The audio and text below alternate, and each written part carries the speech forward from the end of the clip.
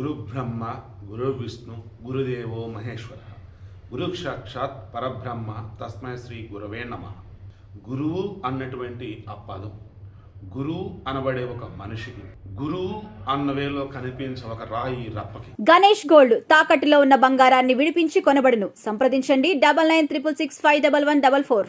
ఎటువంటి విలువిస్తామయ్యా అంటే, సాక్షాత్తు బ్రహ్మ విష్ణు మహేశ్వరులను కూడా మించినవాడు ఆ గురువు అన్నట్టుగా మన పురాణ ఇతిహాసాలు చెబుతున్నాయి. నిత్యం మన కళ్ళ ముందు కూడా అలా ఎంతోమంది కనిపిస్తూ ఉన్నారు. అటువంటి మనం ఈరోజు మన గుంటూరు పక్కన గన్నవరం నియోజకవర్గం బాపులపాడు మండలం వీర్లపాలెం జిల్లా పరిషత్ హై స్కూల్ ఓ 10వ తరగతి పిల్లాడు. అతను స్కూలులో చేయకూడని పని ఒకటి చేశాడు. ఇంతలో అక్కడ ఉన్నటువంటి ఒక ఫ్యాకల్టీ మెంబర్ చూసి ఏంట్రా ఇది అన్నాడు. ఈ లోపు స్కూల్ లోపలికి వచ్చేసాడు. ఆ బయట చేశాడు చేయకూడని పని, లోపలికి వచ్చేసాడు. ఇక అందరం ముందు కూర్చున్నారు. అసలు ఏం చేస్తున్నారా మీరు, అసలు స్కూల్కి వచ్చి ఏంట్రా అని చెప్పేసి అంటున్నప్పుడు అతను ఏదో చెప్పాడు. ఇంతలో మరల ఇతను తిరిగేదో అన్నాడు. ఇక అంతా వచ్చి కొట్టాడు కదా, అసలు ఇట్లా పట్టుకొని గుండె విలవెల్లాడిపోయాడు ఆ మనిషి అయితే. ఇప్పుడు జిల్లా విద్యాశాఖ అధికారి, ఐ థింక్ డిఈఓ రామారావు గారు అనుకుంటా, ఆయన స్కూల్కి వెళ్ళారు విచారణ నిమిత్తం. ఆ పిల్లోడిని పిలిపించారు. ఎవరైతే అక్కడ ఇబ్బంది పడ్డాడు అనలేకపోతున్నా, బట్ తప్పడం తన్నులు తిన్నాడు పాపం. ఆయన కూడా ఉన్నాడు, ఫ్యాకల్టీ వాళ్ళు ఉన్నారు, రిమైనింగ్ స్టూడెంట్స్ కూడా ఉన్నారు. అసలు ఏం జరిగిందిరా ఆ రోజు అని చెప్పేసి అడిగారు. నిజం నాకు ఈ రామారావుని చూస్తే ఆశ్చర్యం వేశారు. అసలు ఎంత సింపుల్గా చెప్పాడంటే, మేబీ ఇది కాంట్రవర్సీ కాకూడదు అన్న దానికోసం చెప్పాడు, లేదా ఆ పిల్లోడిని కాపాడాలని చెప్పాడు, లేదు అన్నప్పుడు ఇది ఇక్కడ ఆపేలేని అన్నాడు. నాకు అర్థం కాదు. నేను 1-2 సార్లు క్రాస్ చెక్ చేశాను.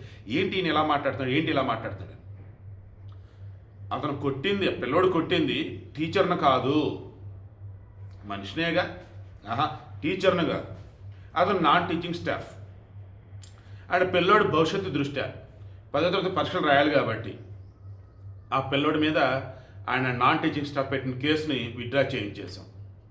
ఇక ఆ పిల్లోడు కూడా కేసు పెట్టాడంట. ఏమని, ఈ నాన్ టీచింగ్ స్టాఫ్ మెంబర్ ఆ పిల్లోడిని ఏదో ఒక బూత్ మాట అన్నాడంట. ఆ బూత్ మాటలో మా అమ్మని తిడతావరా నువ్వు అని అప్పుడు కొట్టాడంట. ఇది ఓవరాల్గా జరిగింది. ఇప్పుడు మనం మాట్లాడుకోవాల్సింది, అసలు ఈ జనరేషన్ పిల్లల్లో ఎంతమందికి గురువు అంటే భక్తి ఉంది, గురువు అంటే గౌరవం ఉంది, గురువు అంటే భయం ఉంది? గుండెల మీద చేసుకొని చెప్పండి. జగన్మోహన్ రెడ్డి అనే ఒక దుర్మార్గుడు, ఓపెన్ అండి ఈ మాట, దుర్మార్గుడు ఎప్పుడైతే కరోనా సమయంలో టీచర్లకి జీతాలు ఎందుకు ఫ్రీగా ఇవ్వాలి, స్కూలు మూసేస్తాం కదా అని టీచర్లని ఏ మత్తు పదార్థాల జోలికైతే వెళ్ళకూడదని పిల్లలకు వాళ్ళు బోధిస్తారో ఆ మత్తు పదార్థాలు దొరికే ప్లేస్ ఎక్కడ, వైన్ షాపులు, అక్కడ వాళ్ళకి డ్యూటీ చేసిన పాపాత్ముడు ఆ జగన్మోహన్ రెడ్డి. ఆ రోజు టీచర్లని వైన్ షాపుల దగ్గర చూసిన పిల్లలు కానీ పిల్లల తల్లిదండ్రులు కానీ గురువులకి విలువిస్తారా చెప్పండి? గురువుకి విలువిస్తారా? ఆ జగన్మోహన్ రెడ్డి చదువుకునేటప్పుడు వాళ్ళ గురువులకి ఎంత విలువించాడేంటో తెలియదు, ఆ గురువుల మీద ఆయనకి ఎంత కోపం ఏంటో తెలియదు. ఎవరైతే అతనికి నచ్చలేదో వారందరి విలువని సమాజంలో దారుణంగా దిగదాచి పడేశాడు. Best example AP police. అతను ఉమ్మడి ఆంధ్రప్రదేశ్లో ఉన్నప్పుడు జగన్మోహన్ రెడ్డికి సంబంధించి కేసులు నమోదైన తీసుకెళ్లాల్సింది ఎవరు? పోలీసులు, సిబిఐ వాళ్ళే. దాంతో ఆ సిబిఐ పరువు ఘోరహత్యఘోరంగా అవినాష్ రెడ్డి విషయంలో దిగజాచి పడేశాడు. కనీసం సిబిఐ వాళ్ళు అవినాష్ రెడ్డిని అరెస్ట్ చేద్దామంటే చేయనివ్వలేదు కదా, అసలు తరివేశారు వెనక్కి సిబిఐ వాళ్ళకి. అయిపోయింది సిబిఐ పరువు పోయింది. ఇక ఏపీ పోలీస్ పరువు ఘోరంగా ఆ ఏపీ పోలీసులు కొంతమంది జగన్ మెప్పు కోసం దారుణంగా జగన్ పొగిడారు. సమయం సందర్భం లేకుండా జగన్కి జిందాబాదులు, సెల్యూట్లు ఏదో చేస్తూ పోతున్నారు. ఇక జగన్ చెప్పిన దిగ్గుమల్ల పనులు ఎన్నో చేసి దిగజాచి పడేశారు పోలీస్ పరువుని. సో ఎవరైతే జగన్మోహన్ రెడ్డికి నచ్చలేదో, వాళ్ళు కరెక్ట్గానే చేసిన దానివల్ల జగన్మోహన్ రెడ్డికి ఇబ్బంది కలిగిందో నోట్ చేసుకుని మరి మైండ్లో వాళ్ళ పరువు తీశాడు సమాజం. అలా ఈ టీచర్లకు సంబంధించి ఈ రోజున చదువుకుంటే కదా జగన్మోహన్ రెడ్డికి అర్థమయ్యేది. సరిగా హిందీ రాదు, ఇంగ్లీష్ రాదు, తెలుగు రాదు, సరే భాషలు పక్కన పెడదాం, పోనీ ఏమైనా లెక్కలు ఏమైనా వస్తాయిరా బాబు అంటే 1,23,230 అని చెప్దాం అనుకుందాం. దానికి 1,23,000, 2,300, 2,500 ఇదేదో చెప్తా పోతాడు. సో నా బాధల్లో ఒకటేనండి, ఒక చేతగాని పాలకుడు, ఒక అసమర్థ పాలకుడు, ఒక అవినీతి పాలకుడు, అనకూడదు కానీ అసలు ధర్మం తెలియని ఒక పాలకుడు, న్యాయం నీతి తెలియని ఒక పాలకుడు పరిపాలన చేశాడంటే ఇక ఆ రాజ్యంలో ఉన్న వ్యవస్థలన్నీ భ్రష్టు పెట్టిపోతాయి. అదే ఈ టీచర్ వ్యవస్థని ఈరోజు ఇంత దిగజార్చింది, పిల్లలని ఈ రకంగా పాడు చేసింది. గురువు అంటే భక్తి లేదు, గురువు అంటే గౌరవం లేదు, గురువు అంటే భయం లేదు. ఇదే పిల్లలు ఇలా ఉంటే రేపటి రోజు ఈ పిల్లలు గొడవలు పడి జైలుకి పోతే ఆ తల్లిదండ్రులు ఏమైపోవాలి? ఈ పిల్లలకు పాఠాలు చెప్పిన గురువులు ఎంత క్షోభపడతారు, అరే నా పిల్లడు వీడు ఒకప్పుడని.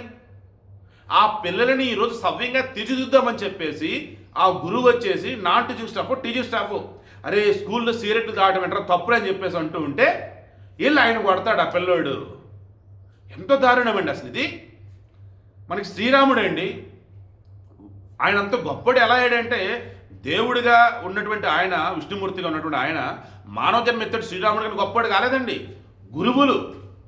విశ్వామిత్రుడు అద్భుతమైనటువంటి ఎన్నో గొప్ప గొప్ప ఆయన నేర్పుతాడు. అదేవిధంగా అర్జునుడండి ద్రోణుడి దగ్గర ఎన్నో నేర్చుకుంటాడు. ఇక కర్ణుడు పరశురాముడి దగ్గర నేర్చుకుంటాడు. ఈవెన్ ద్రోణుడు కర్ణుడు కూడా పాఠాలు చెప్పాడు తెలుసా మీకు? ఇక ఏకలవ్యుడు గురువులేని విద్య గుడ్డి విద్య అనుకొని ఆ గురువుని ఒక శిల్పంలో ఒక బొమ్మలాగా చేసుకుని ఆయన ముందు ప్రాక్టీస్ చేశాడండి. ఇలా చెప్పుకుంటూ పోతే శ్రీకృష్ణ పరమాత్ముడు సాందీపుని దగ్గర చేస్తాడు శిష్యరేఖం అన్నట్టు. గురువుకి సంబంధించి నేను దక్షిణ ఇవ్వాలి అన్నప్పుడు ఇక అప్పుడు ఆయన అడుగుతాడు, నా బిడ్డ కావాలి శ్రీకృష్ణ అని. బిడ్డ ఎక్కడ ఉంటాడంటే ఆల్రెడీ చనిపోతాడు, సముద్రం పట్టుకెళ్ళిపోతున్నాడు, మొత్తం మిమ్మల్ని పట్టుకొచ్చేస్తాడు. ఇలా చెప్తూ పోతే గురు శిష్యుల మధ్య అనుబంధం బంధం ఎలా ఉండాలి అంటే ఈరోజు అసలు ఆ వేలు ఎక్కడా కనపడతలేదు. అసలు అంబేద్కర్ ఆయన ఒరిజినల్ పేరు క్రాస్ చెక్ చేయండి, డాక్టర్ భీమ్రావ్ అంబేద్కర్ అలా పేరు ఎలా వచ్చిందంటే ఆయన గురువు, ఆ పేరు గురువుది అంటారు. అక్కడ అంబేద్కర్ మహానుభావుడు అంత గొప్పవాడయ్యాడంటే ఈరోజు సమాజంలో చాలామంది బ్రాహ్మణులు నానా మాటలు అంటూ ఉంటారు కదా, బ్రాహ్మణ వాళ్ళు ఈరోజు అసమానతలు అంటరాంతరం అంటారు కదా, ఆ అంబేద్కర్ని గొప్పవాడిగా అయ్యేలాగా చేసింది ఆ బ్రాహ్మణుడే. ఈరోజు మన సమాజంలో సంస్కృతి సాంప్రదాయాలని కాపాడుతుంది ఆ బ్రాహ్మణుడే. ఆ బ్రాహ్మణులు అన్నప్పుడు మీ అందరికి అర్థం కావాల్సింది ఏంటంటే క్లియర్గా పుట్టుకతో కాదండి బ్రాహ్మణత్వం అనేది అబ్బేది, నీ యొక్క విద్యా గుణగణాలను బట్టి. క్లియర్గా శ్రీకృష్ణ పరమాత్మ అదే చెప్పింది, అరే నాయన నేను నలుగురిని పుట్టించా. ఎవరు నలుగురు అన్నప్పుడు వర్ణాలు, బ్రాహ్మణులు, క్షత్రియులు, వైశ్యులు, శూద్రులు. ఈ నలుగురు కూడా బాడీ మొత్తం ఎలా పార్ట్స్ అలా ఈ సమాజానికి సంబంధించి ఉంటారు. వీళ్ళలో ఎవరైతే చక్కగా వేద పఠనం చేయగలుగుతారో 10 మందికి విద్యాబోధన చెప్పగలుగుతారో అతను బ్రాహ్మణుడు. ఎవరైతే ఊరిని కాపాడతారో అతను క్షత్రియుడు. ఎవరైతే వ్యాపారం వ్యవసాయం లైక్ ఇవన్నీ చేస్తూ ఉంటాడో అతను వచ్చేసి వైశ్యుడు. ఇక ఎవరైతే అన్ని పనులు చేసుకుంటూ అందరికి సాయం చేస్తూ ఉంటారో, ఆదరణగా ఉంటారో, ఆదరణ అవుతారో వారు శూద్రులు. ఇది చెప్పింది. అది అర్థం కాక కులాన్ని బట్టి పిచ్చులకు మళ్ళీ మారిపోయి నానా మాటలు మాట్లాడుతూ ఇప్పటికీ వైషమ్యాలు విద్వేషాలు రెచ్చగొట్టుకోడుతూ చాలా చాలా బాధేస్తుందండి నాకు. ఒక టీచింగ్ స్టాఫ్ ఏంటి, నాన్ టీచింగ్ స్టాఫ్ ఏంటి, ఒక గురువు స్థానంలో ఒక వ్యక్తిని గౌరవించాల్సింది పోయి ఎంత దారుణంగా. అంటే ఇంటి దగ్గర పేరెంట్స్ పిల్లలకి అసలు ఏం నేర్పుతున్నారు? మంచి చెడు చిన్న పెద్ద గౌరవం నేర్పుతున్నారా లేదా? అసలు ఏంటండి ఇంత దుర్మార్గం? మాతృదేవోభవ పితృదేవోభవ ఆచార్య దేవోభవ అంటూ ఉంటారే, అమ్మా నాన్న తర్వాత గురువుకి అంత వాల్యూ ఇస్తారు. కానీ సమ్టైమ్స్ ఈ గురువు ఆ దేవుడి కన్నా ఎక్కువ అంటూ ఉంటారు. ఎందుకంటే నీకు సకల శాస్త్రాలు తెలిసేలా చేసేది ఆ గురువే, నీకు ప్రపంచాన్ని పరిశీలిస్తే ఆ గురువే. ఇలా చెప్పుకుంటూ పోతే గురుస్థానానికి ఉన్నటువంటి ఆ గొప్పతనం పిల్లలకు నేర్పండి. తల్లిదండ్రుల బాధ్యత, గురువుల బాధ్యత, అన్నిటికి వచ్చే పాలకుల బాధ్యత. ఈ జగన్మోహన్ చేసిన పాపానికి సంబంధించి ప్రక్షాళన అన్నది చాగంటి కోటేశ్వరరావు గారి ద్వారా నైతిక గురువుల సలహాదారుగా ఆయన పెట్టి లోకేష్ విద్యాశాఖ మంత్రిగా ఉండి ముఖ్యమంత్రి చంద్రబాబు నాయుడు గారు పిల్లలకు ముందు విలువలు నేర్పుతూ ఉన్నారు, విలువలతో కొన్ని విద్య నేర్పుతూ ఉన్నారు. దానివల్ల ఖచ్చితంగా త్వరలో మార్పు వస్తుందని ఆశిస్తూ ఉన్నా.